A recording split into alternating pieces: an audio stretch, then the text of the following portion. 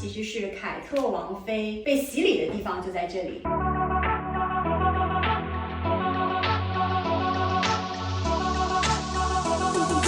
大家好，今天我们在 Bradfield College， 这是一所英国的非常有名的公学，它是拉克比学院联盟成员之一，有200年的历史。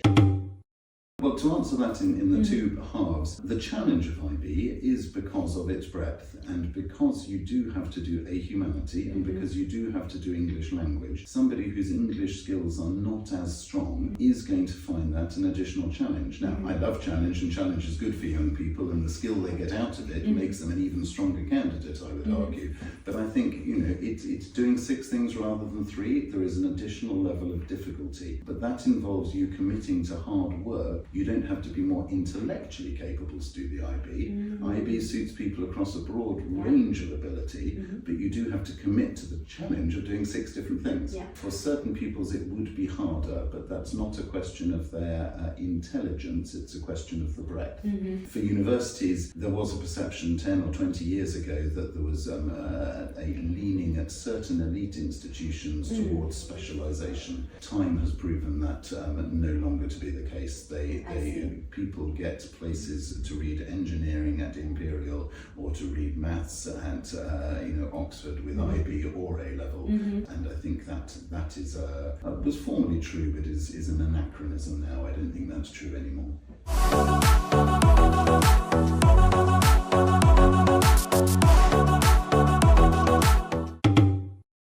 A-levels are more specialised. You do 3 subjects, and if you know that you love maths, chemistry, biology and you want to be a doctor, then A-levels are fantastic. If you don't know what you want to do with the rest of your life, IB gives you 6 subjects and gives you greater optionality. But when it comes to application for university, both are regarded very highly. A top score on IB is just as powerful as, indeed arguably more so. There are fewer people who get 45 out of 45 points in the world. It's a really distinguishing thing compared with 3 A stars at A level, which are fantastic, but is much more common.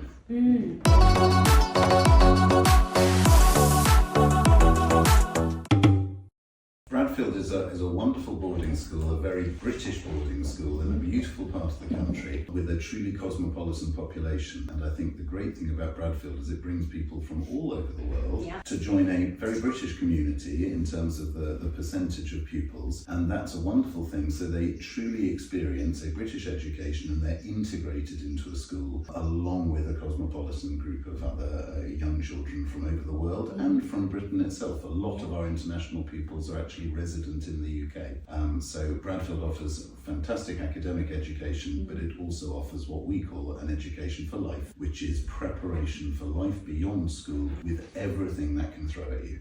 So developing your resilience, developing your confidence, developing your communication skills, developing your inquiry, as well as getting you great grades in your exams. Why do you think Chinese families should consider Bradfield? So I think Bradfield is very welcoming. The pupils there and the teachers as well. Everyone's very nice and very understanding of each other, which is why I think Chinese families should definitely consider coming to Bradfield. I think it's a really good way. Bradfield is a good way to explore the English culture, and Bradfield has their very own traditions, and I think it's really special.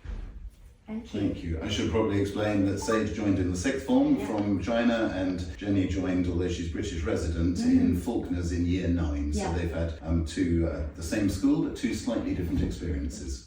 我就再加一点啊，因为其实 Bradfield 是一个非常在当地受到很高认可的学校，因为它在当地的招生已经完全足够它的这些需要的生源，甚至它有很长的一个 waiting list， 所以它并不需要去国外去招生，但是它为了增加这个 diversity， 所以呢想招收更多的中国的亚洲的学生。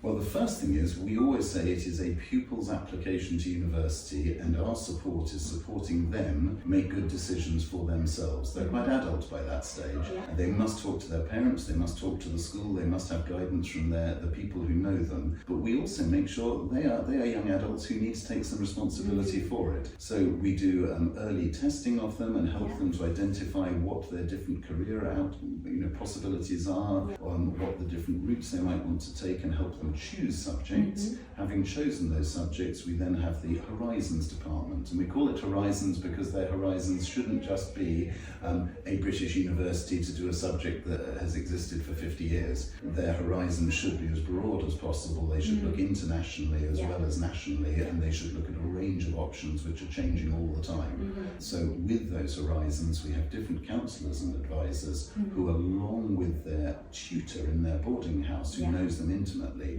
will be the first path on that journey. But I should ask somebody who knows the reality rather than the theory, how have you been supported with your applications? So I quite agree with Dr. Stevens about the Horizons department. They help a lot. So when I first went in, I wanted to apply to universities in the UK and obviously back home in Hong Kong. And even information about Hong Kong universities, the Horizons department, they do have a lot of knowledge about, which I was quite impressed, and it also helped me a lot. And also I think the school as a whole are really supportive of students because, well, recently I did my admissions test for Imperial, and the school offered to take me and to lead me to doing the test, and also offer teachers time to help me do some practice papers, which I think is really helpful from the school. Thank you. That's amazing. Thank you. Yeah. And I should emphasise that although the majority of our leavers go to British universities, it's about 10% will go internationally. And when I say internationally, North America is the most common. However, that's also Canada, not just America itself, and also Europe. There are some who go to business school at Bocconi in Italy or IE in Madrid. So they really do look worldwide before the majority end up going to Russell Group universities in Great Britain.